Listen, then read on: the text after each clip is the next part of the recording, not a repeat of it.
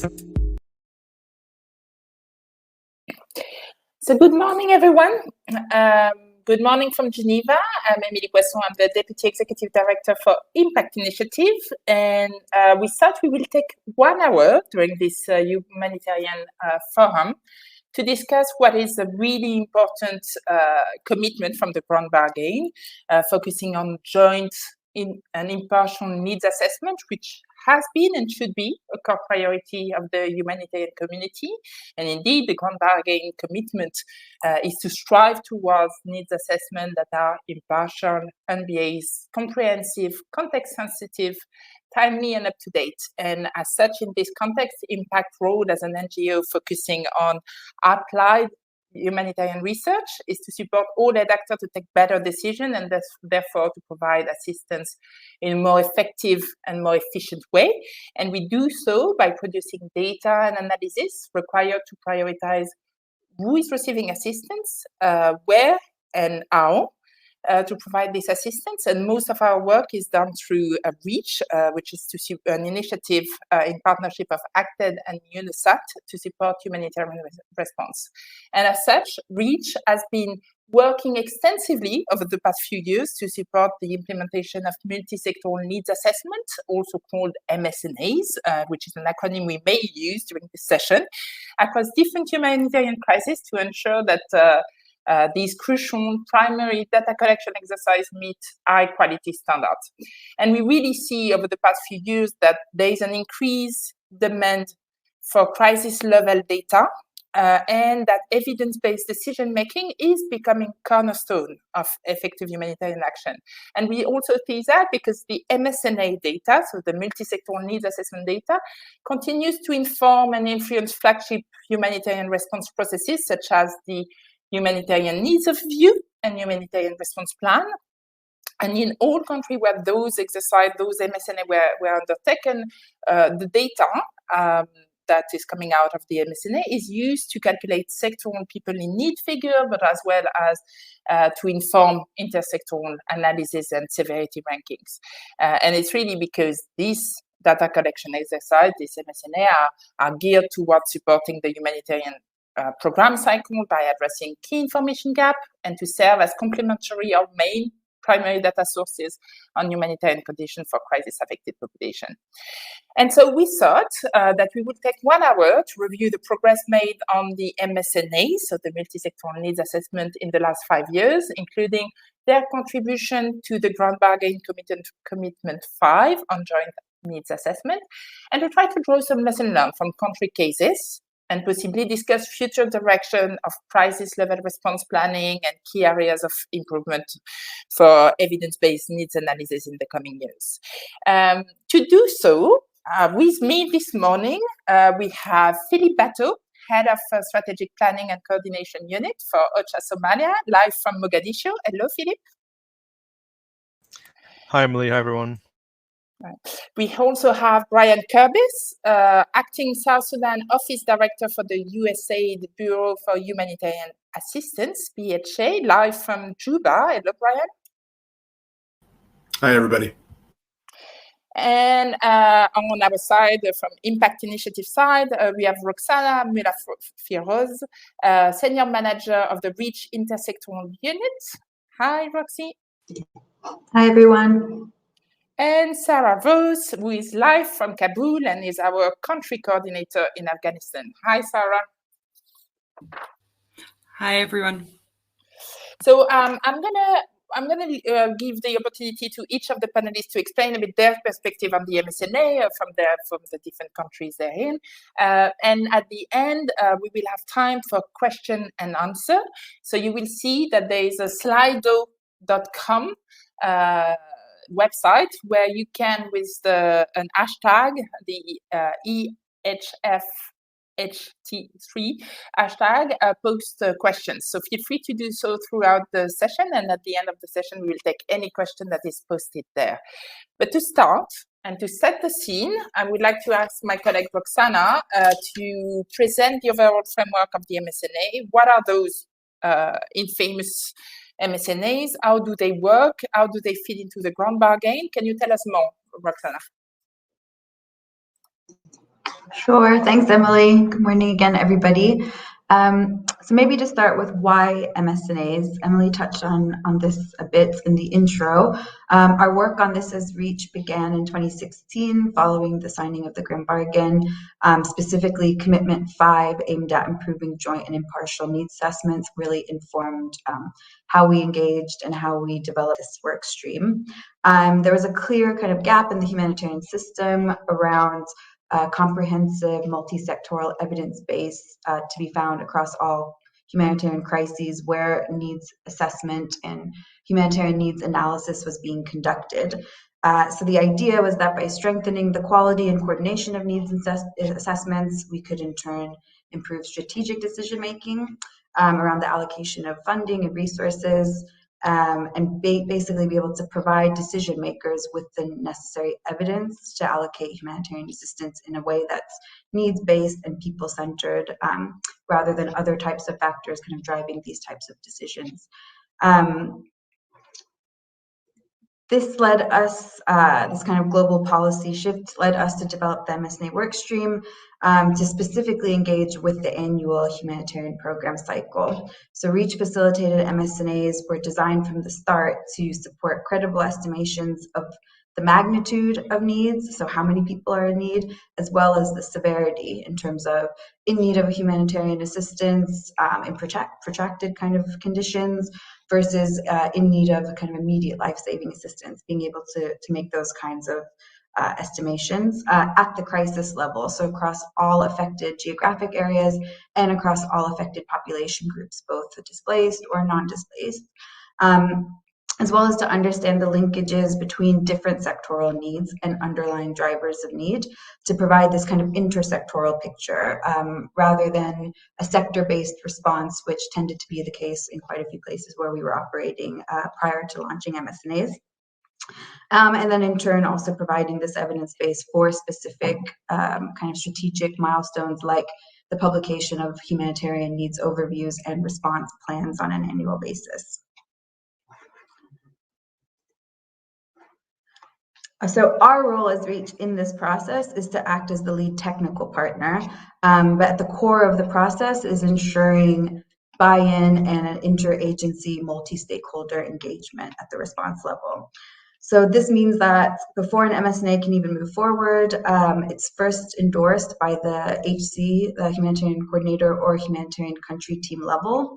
Once that kind of mandate is achieved through the HCT endorsement, REACH supports OCHA in most contexts in setting up an interagency assessment and analysis working group where clusters, other agencies, other NGO partners in the response can engage in this kind of multi-stakeholder consultative manner for the designing, planning, and the implementation of the MSNA.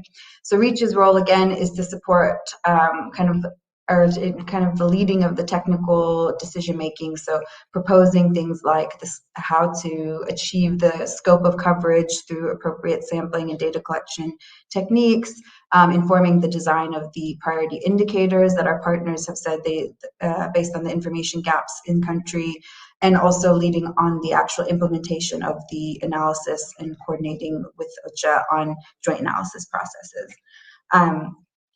But the AAWG, or Assessment Analysis Working Group, is really the heart of where a lot of the exchange and consultation, discussion, and eventual kind of finalization of the different aspects of the process is conducted.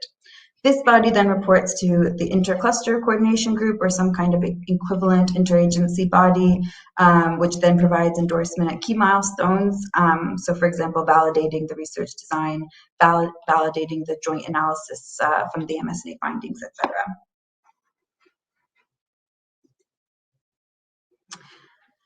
Then to ensure that evidence is available to support needs analysis, one of our aims as REACH has been to roll out MSNAs in all humanitarian crises where there's a need for this data. So since 2016, we've been steadily increasing the number of annual MSNAs that have been rolled out. Last year, we conducted 17 MSNAs globally, which equaled about half of all HPC countries, about 50% of all HPC countries. And in total, since 2016, we've conducted 54 MSNAs. For 2022, we're obviously just launching this kind of process right now across all of the various countries, and we're looking at about 19 MSNAs, I believe, in 2022.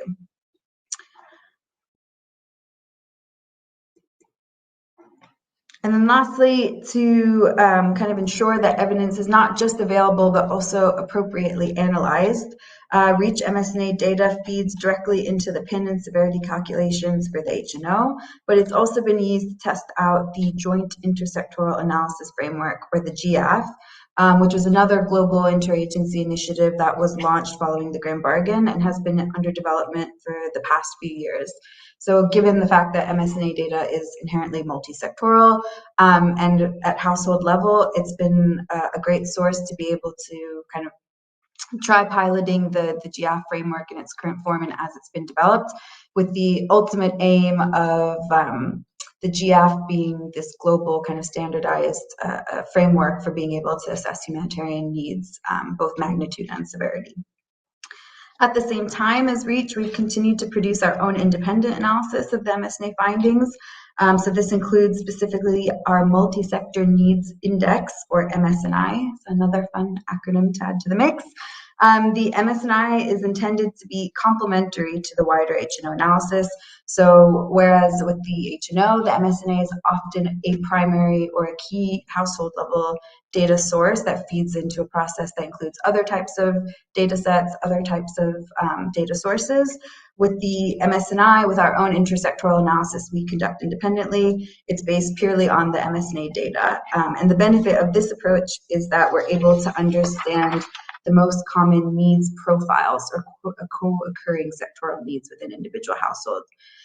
So this means that we're able to have a more kind of holistic picture of how different simultaneously occurring needs can interact, and explain kind of drivers of needs, help understand coping strategies, resilience, understand how vulnerabilities may interact with ongoing shocks, and provide this wider kind of picture of humanitarian needs analysis. So I will stop there. I hope that was a helpful kind of overview from the global perspective, and I'll pass back to you, Emily. Thank you, Roxana. Indeed, that, I believe, set the scene, and we are now clear about what we are talking about. Even so, you noticed it. We're always using quite a lot of acronyms, so I hope that those are clear for everyone. We start from there that we would dive in country case studies, and the first example that we wanted to go through is Afghanistan.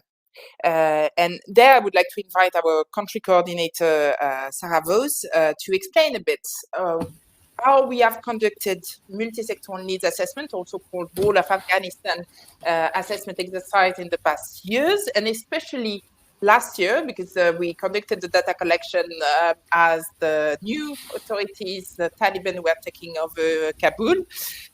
So how did we pull this off? How did the coordination, do you organize the coordination with partner and clusters? What were the main findings of those assessments, and how were they used to inform the HNO-HRP and the response in the 2021 context of Afghanistan? Emily, and good afternoon from Kabul. So as said, I wanted to give a bit of a picture of what the MSNA looks like in practice, how it's adapted to the context at field level, and how we managed to achieve the kind of broader objectives that Roxana just outlined. So first I'll give a picture, kind of an overview of the framework of implementation in country, the coordination structures we work with and through, and where that kind of how that translates into planning and prioritization exercises, followed by a few points on field implementation. Even before last year, Afghanistan was a somewhat complex context to be operating in, so we've had to adapt these broader and grander aims to make sure that they work in practice, and then finally the lessons learned from last year, and what that means for us in terms of how we want to move the MSNA forward to continue supporting the humanitarian response. So I think first and foremost, the whole of Afghanistan, or MSNA, sorry, we'll probably continue to call it whole of Afghanistan, has been implemented in country since 2018. We work in very close partnership with OCHA and the ICCT. As Roxana was outlining, it really is a process that is led by the core humanitarian community to ensure that there is buy-in and support for the outcomes, with us acting as the operational facilitator and main technical partner to push it forward. Now, in Afghanistan, whilst we prefer to use a face-to-face household interview approach, to employ mixed methods, so an alternative of settlement-level key informant interviews, and I'll touch on that a bit later, but primarily due to access and security issues.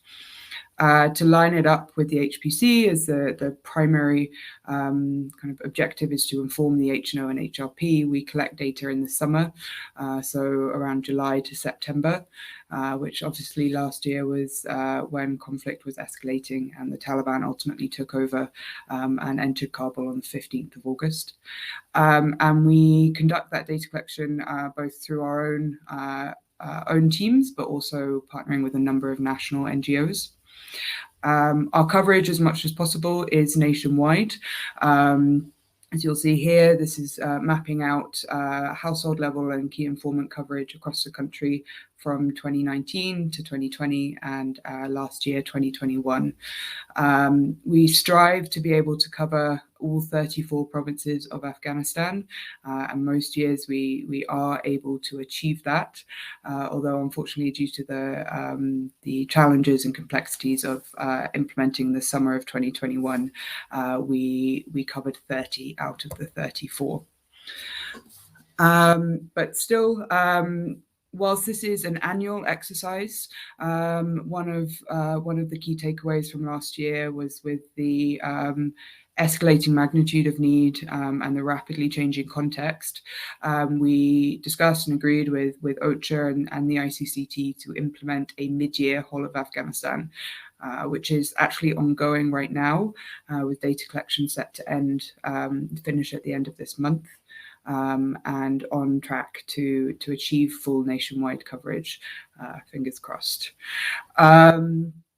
And then in terms of the framework in which it fits into, as I said, there's the HNO and HRP. The whole of Afghanistan forms one of the primary data sources for the calculation of the GIAF or intersectoral PIN, as well as propping up and supporting a number of sectoral pins as well. I believe something like 2/3 of the indicators that feed into the GIAF come from the whole of Afghanistan. In addition, we are able to provide some contextual information to help outline the drivers and strategic objectives of the HNO and HRP. And last year in particular, given that we were transitioning to an L3 emergency response, the whole of Afghanistan was quite a fundamental source for developing the implementation and programming plans on that kind of shorter timescale. So next on to field implementation and how we make this work in Afghanistan. So even before last year, we're looking at a context of ongoing active conflict for almost 4 decades, cyclical and concurrent natural disasters, physical access constraints, particularly during certain times of the year, stakeholder complexity in negotiating access, all making it difficult to ensure the kind of coverage that allows us to feel that we're informing and providing a robust evidence base for the humanitarian community in their planning and prioritization exercises. So there are certain key adaptations that we've made to ensure this. The first is, as I mentioned earlier, a mixed methods approach. Whilst we try and implement household interviews wherever we can, we use key informant interviews as our kind of plan B in those harder to reach areas. And that allows us a flexible approach should the security context shift rapidly, as it has in previous years. Secondly, we rely on national partners as well as our own reach teams. We partner with a number of national NGOs, 11 last year and currently 8. Really speaking to those that are in the areas of experience and operation, they have a much better understanding of the local environment, much better community acceptance. So that improves our access and security in collecting data on the ground.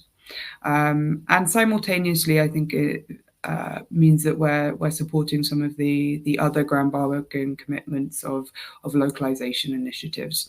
We try as much as possible to work with and build the capacity of those partners to strengthen their own data collection mechanisms beyond the whole of Afghanistan.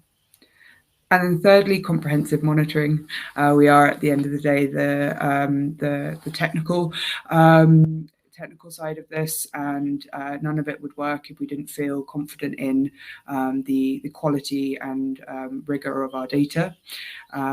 Given our limited on-the-ground oversight, we've had to develop quite complex field monitoring structures and very rigorous and centralized data processing mechanisms to ensure that we're confident in the data and the findings that we deliver. And on the next slide, just an acknowledgement of the partners that we do work with. Really, in Afghanistan, it would not be possible to implement at the scale that we do without them. And we actually identify and coordinate with those partners through ACBAR, which is the agency coordinating body for Afghan relief and development, which is essentially the main NGO coordination forum in Afghanistan. And so finally, a little bit on the lessons learned, key findings and lessons learned from last year. We actually had started implementing data collection at the beginning of August and had to pause for several weeks with the takeover of Kabul by the Taliban on August 15th. And that presented some quite unique challenges. We were able to resume data collection and complete something like 70% of our initial target through August and September, finishing in early October. And some of the key findings from that and the ways that it's informed the response has been several pillars. The first being identifying the shift in the drivers of need in the Afghan context, whilst traditionally active conflict being key, a key source of sectoral need and vulnerabilities. We started to see a shift to kind of the economic crash and political instability as underpinning those sectoral needs. Also, that the magnitude of need had increased quite considerably, where we had huge numbers of population in a precarious and vulnerable position, but not yet at an emergency or humanitarian severity of need. The economic crisis and the livelihoods, lack of livelihoods that flowed from that has really increased the number of people in need. And I think just to take a moment to step back and look at some of the broader impact of the MSNA on the Afghan response. The total number of people in need in Afghanistan has grown from 6.3 million in 2016 to 22.1 million for this year. Now, whilst there has been an escalating crisis and definitely an increase in magnitude and severity of need, that's not solely the reason that we've seen this growth. And I think it is in large part a reflection of the data-driven approach, a more robust data-driven approach behind the calculation of these numbers, and an increasing acknowledgement and inclusion of different population groups that we've been able to advocate for based on the data and the evidence from assessments such as the whole of Afghanistan. Now, as I mentioned, we are looking at a rapidly changing context and escalating needs, huge concerns over food insecurity and malnutrition, in particular with the winter months. And so what we've agreed with OCHA is to, on this exceptional implementation of a mid-year whole of Afghanistan that we're doing now. But beyond that, conducting multiple MSNAs a year is not necessarily sustainable. It takes a huge amount of resources and time. And so wanting to have a conversation about and coordinate with the humanitarian architecture to implement lighter touch regular needs monitoring throughout the year so that we're able to effectively respond to this kind of rapid change without having to implement multiple MSNAs. Thank you very much. I will hand back to Emily. Thanks a lot, Sarah, for this comprehensive overview of Afghanistan and the whole of Afghanistan exercise. Again, if there is any question for Sarah, feel free to post them on the slide, though. The exact information should be going through at the bottom of the slide. I would like now to ask Philippe Bateau, who is the head of strategic planning and coordination unit of OCHA Somalia, to give a bit OCHA Somalia's perspective on the MSNAs. And we've been conducting those in Somalia for a few years now.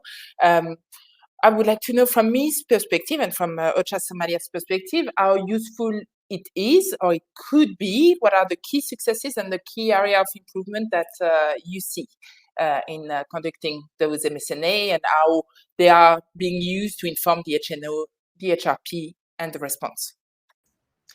Thank you, Emily, and also thank you for an opportunity to speak here overall. So I think just to say from the get-go, I think the MSNA is a crucial, absolutely crucial data set in Somalia response. And it is so for OCHA, but also for many of the clusters. It forms the foundation of their PIN figures, and also for partners, of course, of Somalia, just to sense make what the core needs are in country. Of course, we also have other like major assessment processes, for example, the IPC and FSNU process. And the key for us always is to make sure that we have a balanced analysis between those. I think some key takeaways, and I'll go into some of the challenges and successes and also some of the next steps. I think overall, if I look back at last year, the MSNA was very well integrated into the HPC. And one of the reasons for that is that we had a joint planning process. So actually the year before, in 2020, the COVID year, essentially, there was a lot of the processes were deregulated, which means that it was more difficult to align essentially the humanitarian program cycle, which of course is the main cycle for the HNHRP, and the JMCNA process, well, it was called in Somalia, essentially the MSNA. I think what's a couple of lessons learned that we then took in 2021, which led to better alignment, was that I think it's important for OCHA also to see the MSNA as a part of the humanitarian program cycle. So the indicator selection, for example, for the MSNA, which happens around March, we're starting that already now, really creates the basis of the available data that we will have around August. There are not that many other assessments in Somalia, especially not at this scale. So that means that for many of the clusters, making sure they have an adequate indicator selection this early in the year really puts them up nicely, really, for the remainder of the year and for their PIN calculations. However, if that process isn't aligned with the HPC, or if there's not a lot of clarity on that these processes are connected, it can lead to issues down the line. So it's really essential that we see this, as well as OCHA, as in terms of essentially as data as a supply chain, right? That we already need to work on making sure that the clusters have the right data, and OCHA has the right data that we need for in August, in March already, and that the JMCNA is one of the key providers for that. So we need to make sure that that is aligned. So joint planning, absolutely essential. We really compare our timelines and we try to make sure they're integrated. And I think another thing to flag on this is just from a project management perspective, to make sure that the synchronization works well, is that the MSNA is much more than an assessment, right? So there's a whole support structure there as well in terms of analysis that a lot of the clusters rely on, and OCHA, of course, works very closely with. And it's useful to map out those functions as well. So beyond the data collection and the sharing of preliminary findings, there's a lot of behind the scenes work that happens between Reach and the clusters and the partners. And I think that absorbs a lot of bandwidth and resources. And so I think also from Reach's side, so the point is to make sure that we have a very clear-eyed understanding of what that means as we go into the year, so we can do proper joint planning essentially as we go into the coming year. I think a thing that worked well in the Somalia response was that we revised the joint analysis process for the joint intersectoral analysis framework, so the GF, which is our guiding analysis framework for the HPC, which is humanitarian program cycle. And for 2021, we essentially made thematic analysis groups and made sure that there was a joint analysis across technical experts and using a broad range of data sources, of which the JMSNA was one. And also we had 30 plus other assessments and data sources that were pulled in.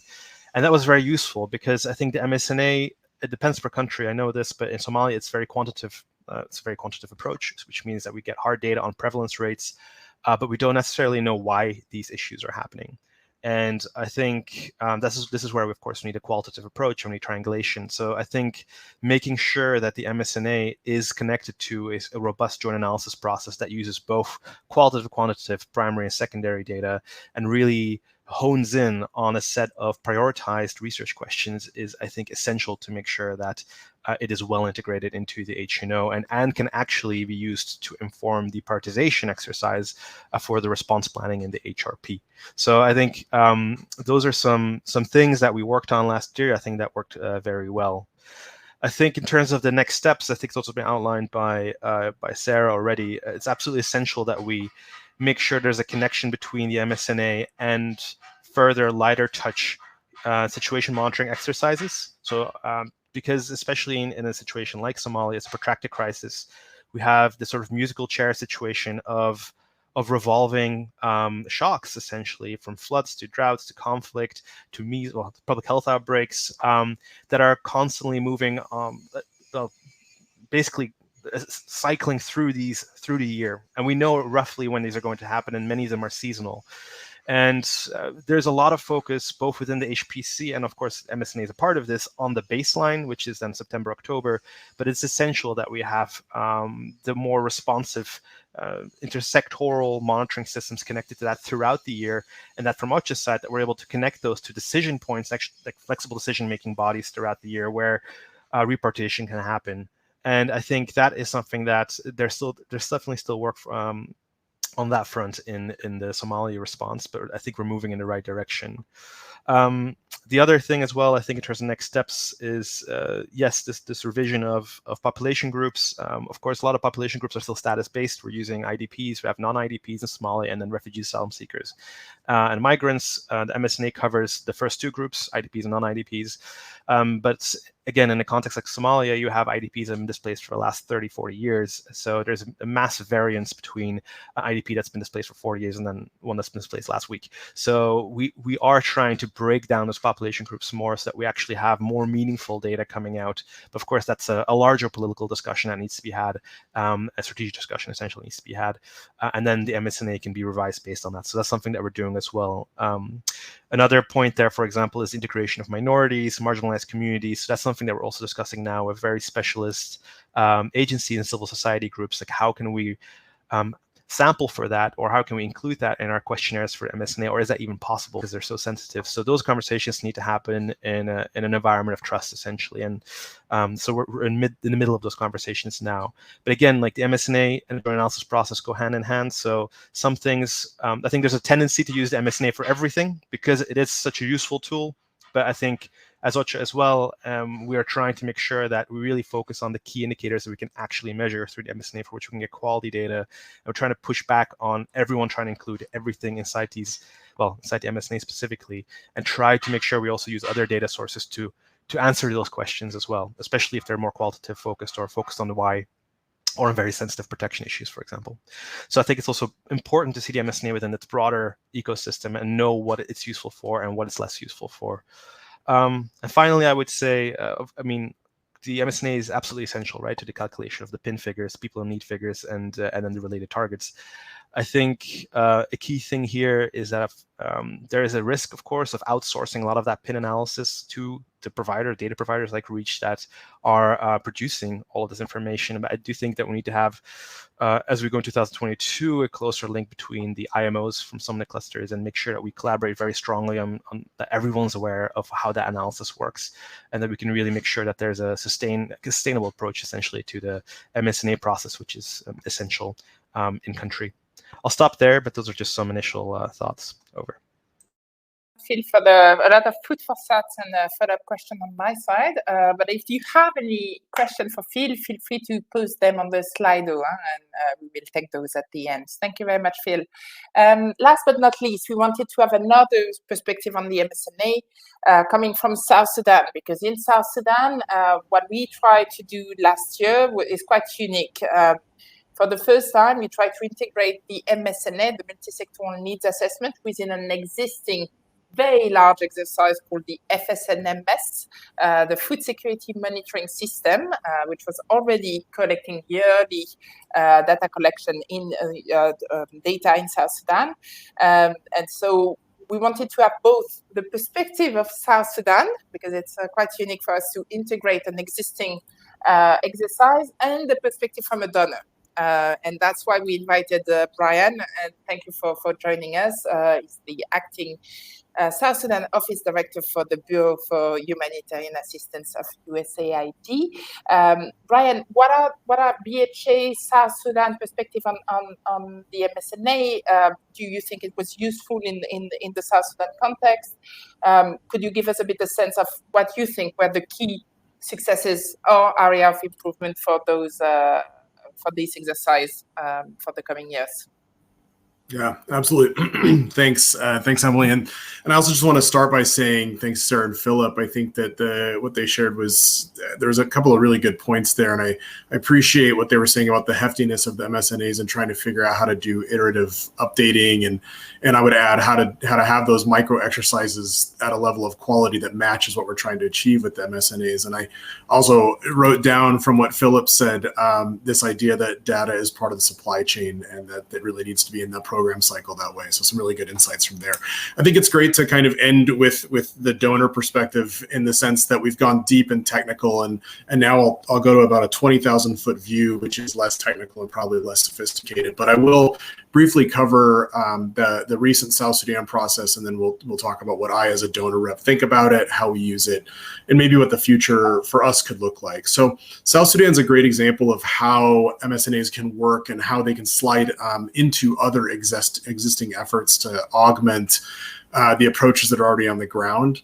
I think many of us, and probably people that are listening, have probably worked in or on South Sudan and know that the availability of data and good data analysis are perennial challenges. Have been for a long time, probably will be for a while. Many of the aid actors do face real limitations due to security, budget, sometimes just the will, right, to even push out a bit further to get the information and do the analysis that's needed. So over the years, I think what we've seen is that many of the best efforts to gather data, to make sure we have good needs assessments, they often lack that broad country level multi-sectoral lens that would really provide the types of representative data that go beyond just a couple of sectors. And I think here what we've seen in South Sudan is a strong food security, nutrition, and WASH set of assessments over the years, but the community itself really identified the need to broaden that and to build off, as Emily said, this food security and nutrition monitoring survey, which is something that had existed, was robust, but was very focused and kind of siloed on some of the sectors. So the community here decided they wanted to go beyond that. And so what we ended up with was, we went from the FSNMS to the FSNMS Plus, which took that original piece and then pushed the rest of the MSNA, the rest of the sectors into it to do the MSNA. Excuse me. So the process really involved a lot of intense coordination because it was such a broadening. I think, in the opening, we talked about the levels of involvement in this process, and I was impressed to see the list of all the people that did come together for this to make it work. So sorry, I'm just skipping ahead here because I know we're running. So ultimately, in South Sudan, what came out of the process was an MSNA that complemented the existing needs assessments taking place in the analysis to then bring that intersectoral dimension. And like I said, it was achieved through this very consultative interagency process. So what do I think about it? What do I as a donor rep think about what came out of the other side? So generally speaking, as a donor, one of our biggest challenges in decision making comes down to the data availability, reliability, and usability. So at BHA, for example, we're entrusted with billions of US taxpayer dollars every year. And like many of our partners, we're often understaffed and overworked to the point where we do need some things teed up for us to help us make decisions and give us a perspective on what's taking place on the ground. Particularly true in a place like South Sudan, where we've been operating for decades. So many context changes, so many shifts in need. The complexity of the country and the depth of need make informed prioritization our number one task, also probably our most difficult task year on year. So our commitment to MSNAs as BHA is, of course, part of the grand bargain, but our interest in using and supporting them goes well beyond that. So corporately as BHA, and then here on the ground in South Sudan, we believe that these MSNAs are important for improving the targeting within a country to then guide partners' work, but then inform our decision-making and resource allocation and budget asks. I think as a donor, we're constantly told how important a program or a response in a particular geography is, but without the meaningful comparisons or rationalizations across geographies and time, it makes it really difficult for us.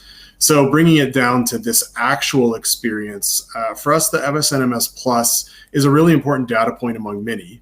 And we use it as what I would say part of our quilt of data to inform our thinking. It's one tool amongst many. Granted, it is a tool that we put a lot of stock in and want to continue supporting, of course, move forward.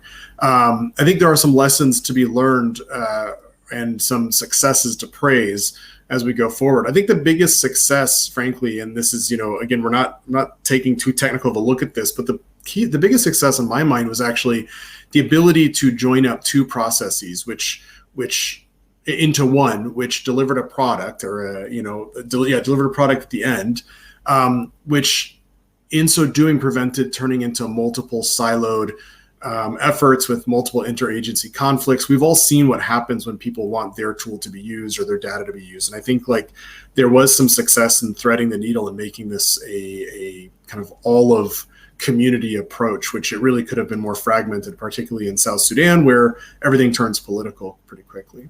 I will say that in discussing with my team, what's interesting is there's areas that we might not necessarily agree with on some of the findings based on different data we have, but that's no surprise given the nature of this. And I think the challenge for us as a donor, whenever we interface with this type of set of information that then influences the community, is how to not control the process or the findings when we are a supporter, but then also find a way to share our different thoughts in a non-demanding way. So I think for us, our interaction with this MSNA, for us, our next step is really to make sure we all have the safe space to have the conversations we need to kind of continue iteratively improving this process. And I think that's the point from the donor perspective, is it might not be perfect, but we all do need to keep working together to keep improving the data analysis. It's going to be a long-term thing, especially in a country like South Sudan. So I think we've got a great start. It's had its successes, and I think there's a lot to continue building off of. Over. On this very particular exercise and on South Sudan needs analysis landscape, let's say. I checked, and unfortunately, there is no questions currently posted. So last call for questions if you have.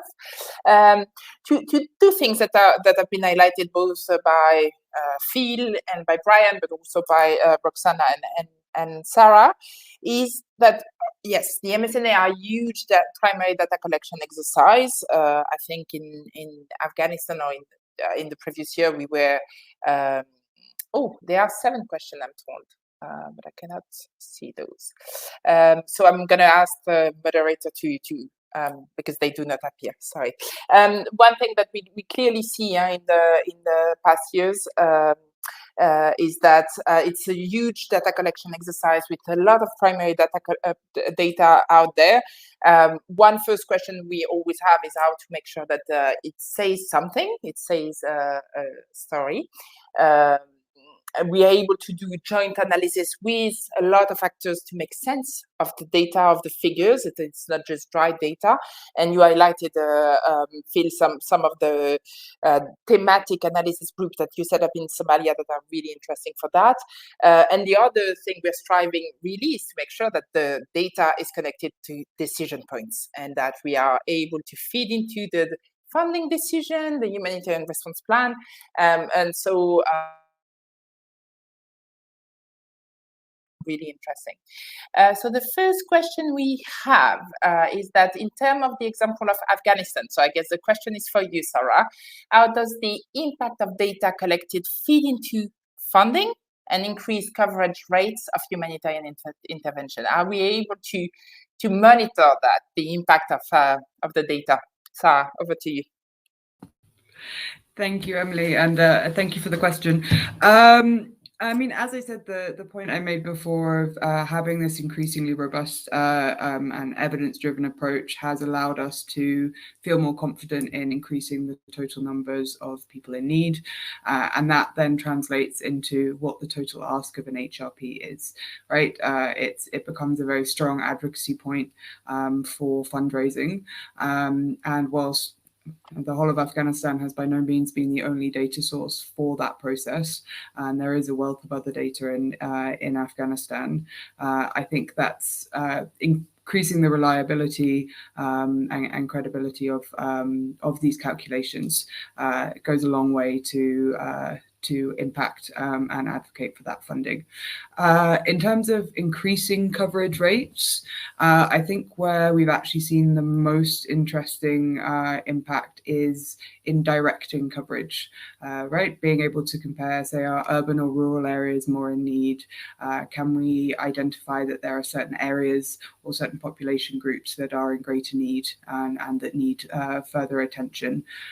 One example being advocating for a greater focus on informal settlements, particularly in urban areas in Afghanistan over the last couple of years, and their kind of increasing recognition in those key strategy documents. I hope that answers the question. Yeah, thanks, Sarah. We also have a question about the fact that there are a lot of assessment processes, but also a lot of chronic underfunding of the humanitarian response plan, with the example given by the person who asked the question of Somalia, which is 40% underfunded. So the question will go to you, Phil. Do we need to integrate finance generation and advocacy? So I would think that the question is about the link between the assessment processes and the funding of the HRP. Yes, I think that's a great question. I guess it depends a little bit on the angle, because I think that in terms of just to kind of reiterate also what Sarah was saying, the MSNA provides us together with, again, like also the IPC and other systems, but it provides us with legitimacy when we come up with the ask, right? I think that's a very important piece of the puzzle where the MSNA absolutely supports the fundraising, the resource mobilization process in country, because it helps increase the trust essentially in the HRP process overall, and also in the overall sense-making process in terms of the core priorities really for the coming year, which is then also absorbed by other actors, just to different degrees. I think for the actual resource mobilization and the HRP component, these go hand in hand, right? So we know that the HRP is revised based on the needs identified in the HNO, and then once we launch, so this year we launched in December, we have a large advocacy campaign that essentially goes hand in hand with the resource mobilization. So that really picks up around. We did several rounds actually throughout December and January, and then of course the advocacy campaign continues throughout the year. But the MSNA messaging that comes out of it. The messaging that comes out of the MSNA is, of course, used most often in that initial phase of resource mobilization because the data is the most recent. Because later throughout the year, we'll have different data sources that we can point to for continued advocacy throughout the year. Because at some point, of course, the MSNA data is too outdated to really use for messaging on that front. I hope that answers that question.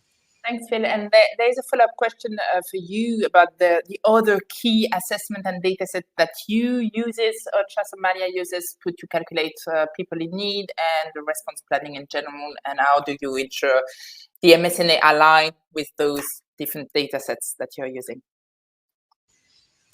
Yeah, thank you. So essentially, we can look at two different processes, right? So we have the joint analysis process for us to actually understand the bigger picture, also some of the reasons why. So here we have 30 plus assessments, so it includes a very broad range. I can give some examples, but I won't do justice to all the ones that we're using.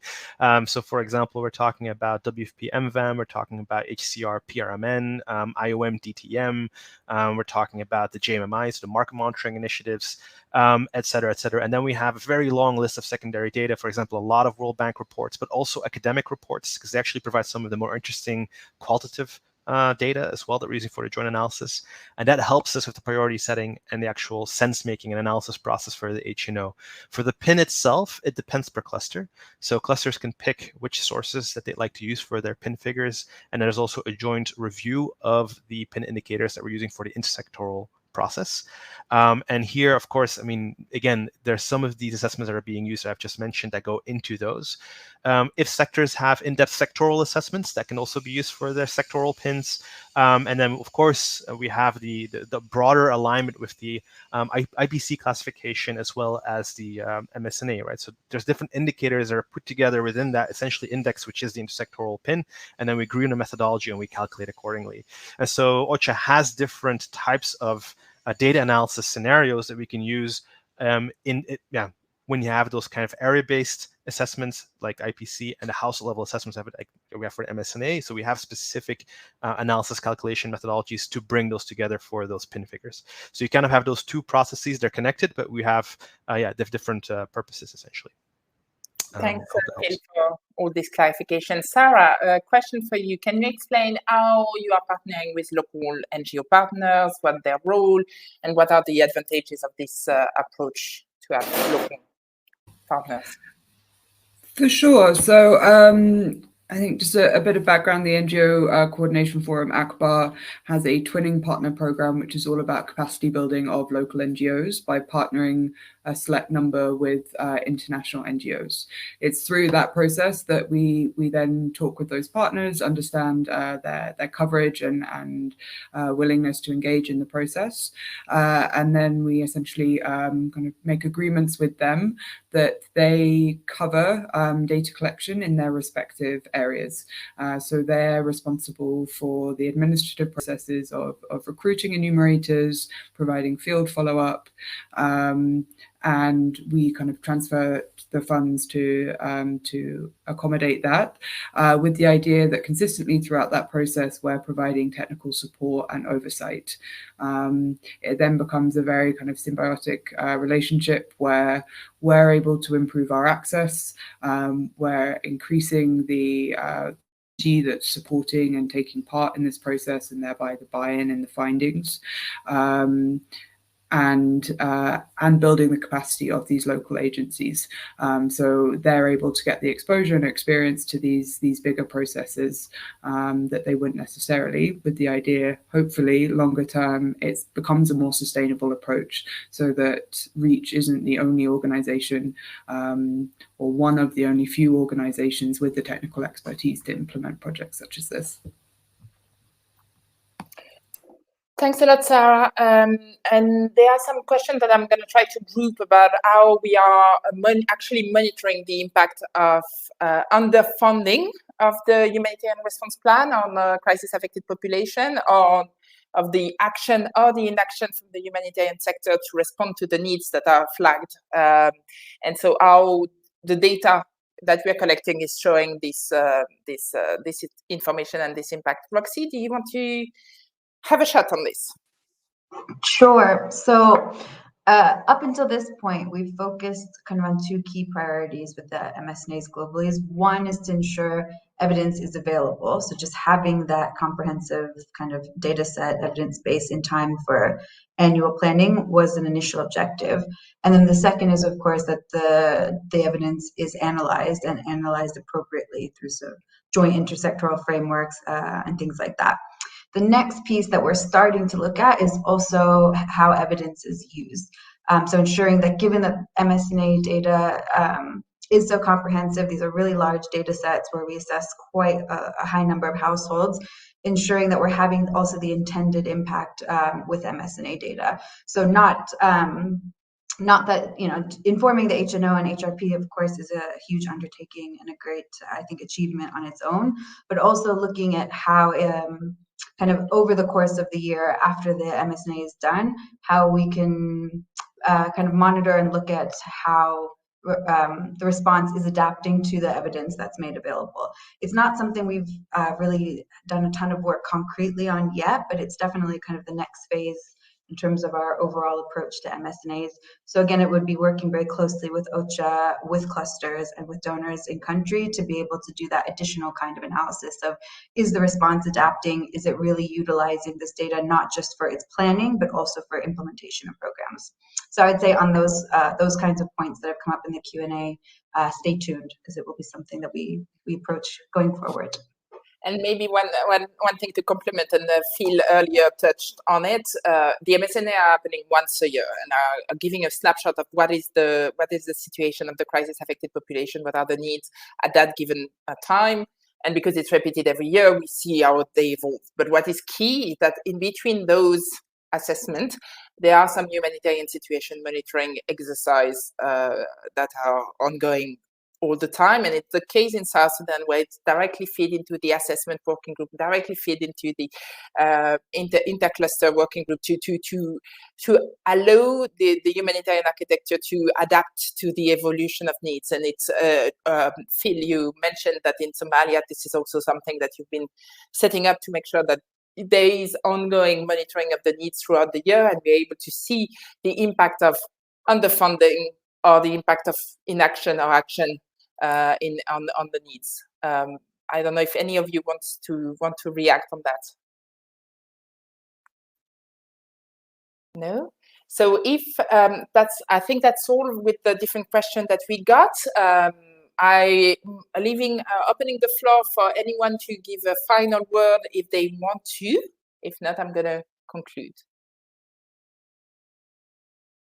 So thank you very much for all to have freed 1 hour of your very busy time in Kabul, Mogadishu, Juba, and Geneva for Roxy and I to discuss this important topic. We know that it's busy days these days, so thank you again, and for everyone who came in to listen in to us. Do not hesitate to continue the conversation. Reach out to us to discuss. We see that the appetite for multi-sectoral needs assessment has been growing in recent years after the Grand Bargain agreements, but also because everyone wants to find solutions to provide humanitarian actors with granular information on actual need, on vulnerabilities of crisis-affected population, and to be able to better guide humanitarian decision-making.